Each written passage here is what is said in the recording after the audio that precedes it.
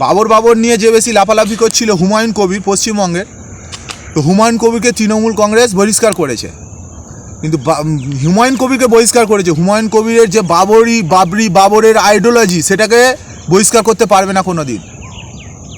আর এই বাবর নিয়ে এত আলোচনা হচ্ছে, বা কে বাবর কে বাবরি, এর বিষয়ে আপনাদেরকে আমার জানানো হয়নি, তার জন্য আমি ক্ষমা প্রার্থী। নমস্কার, আমি রাহুল। তো কে বাবর কে বাবরি, তাদের স্থাপত্য ভারতবর্ষে কিছুই নয়। বাবর এখনকার উজবেকিস্তান থেকে আসা একটা ডাকাত। সে ভারতবর্ষে এসেছিল ডাকাতি করতে, লুণ্ঠন করতে, অত্যাচার চালাতে। পানিপথের যুদ্ধ, এই যুদ্ধ, কারণ একটা ডাকাতের স্বভাবই যুদ্ধ করা। হয়ে গেল বাবর। অনেক বড় বাবর কৃতিত্ব নয় যে বাবর সম্বন্ধে অনেক বড় কিছু বলতে হবে। বাবর ভারতবর্ষের কেউ নয়, এবং ভারতবর্ষের জন্য কোনো দিন ভাবেও নি। এবার চলে আসি বাবরি। কে বাবরি, যার জন্য ওই মসজিদটা স্থাপন করা হয়েছিল বাবরির নামে। বাবরি হচ্ছে 14 বছরের একটা ছেলে, যাকে বাবর ভালোবেসেছিল। কেমন ভালোবেসেছিল? একটা রাজা প্রজাকে যেমন ভালোবাসে তেমন বেসেছিল কি? না।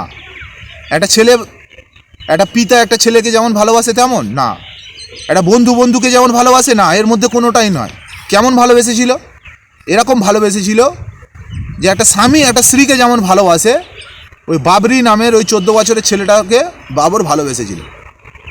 এই ভালোবাসার এই আইডিওলজিটাকে কি বলে আপনারা অবশ্যই আমার কমেন্ট বক্সে জানাবেন। তো এই বাবরের আইডিওলজি, এটা কোনোদিন ধ্বংস হওয়ার নয়। সনাতনকে এক জায়গায় হতে হবে, সনাতনীদেরকে এক জায়গায় হতে হবে। হয়ে যেমন এই দেশ থেকে বিদেশি, বাংলাদেশি, পাকিস্তানি, আফগানিস্তানিকে তাড়া করা হচ্ছে, তেমনই এই বাবরের আইডিওলজি নিয়ে যারা বেঁচে আছে তাদেরকে এই দেশ থেকে বিতাড়িত করতে হবে। যাও তোমরা বাবরের আইডিওলজি নিয়ে যাও, উজবেকিস্তানে যাও, আফগানিস্তানে যাও, পাকিস্তানে যাও, বাংলাদেশ যাও, ইরান যাও। ভারতবর্ষে বাবরের আইডিওলজি চলবে না।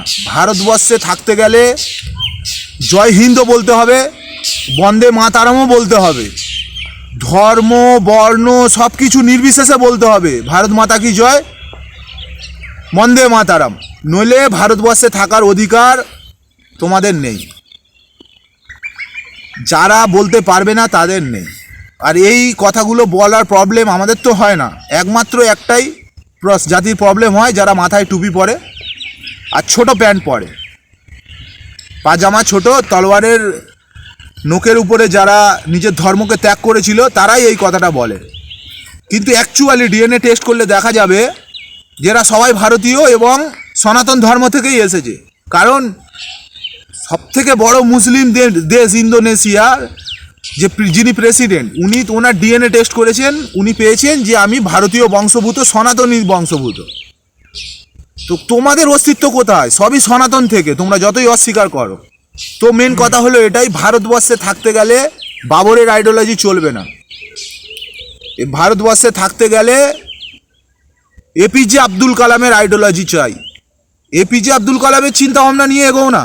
বীর আব্দুল হামিদ দেশের জন্য যে জীবন দিয়েছিল, এদের আইডিওলজি কেন কাজ করছে না? এদের আইডিওলজি নিয়ে জীবনযাপন করো, তবে তো তুমি দেশকে সাথে সাথে তোমার নিজেকেও এগিয়ে নিয়ে যেতে পারবে।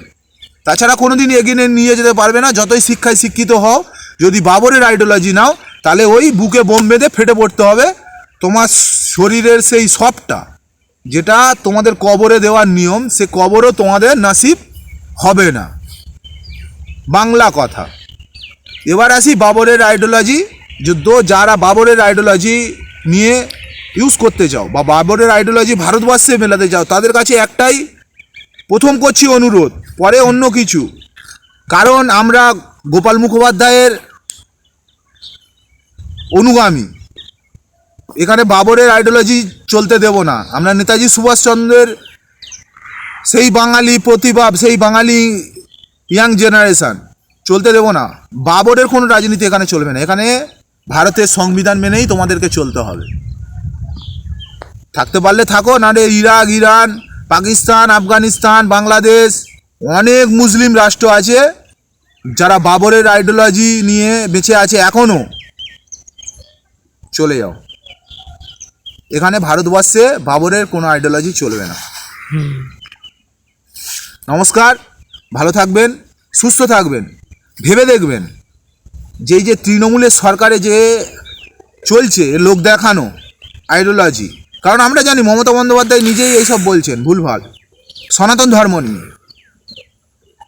তাহলে ওদেরকে যদি বহিষ্কার করুক না কেন, আইডিওলজি বললাম, আইডিওলজি শেষ করা যাবে না, আইডিওলজি এদের মধ্যেও মিশে গেছে।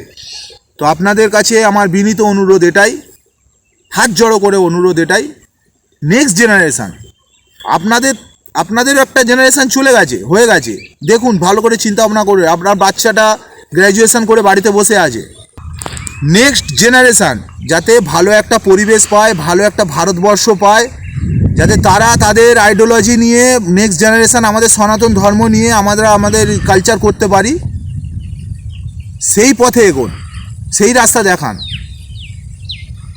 নমস্কার, ভালো থাকবেন, সুস্থ থাকবেন, জয় হিন্দ।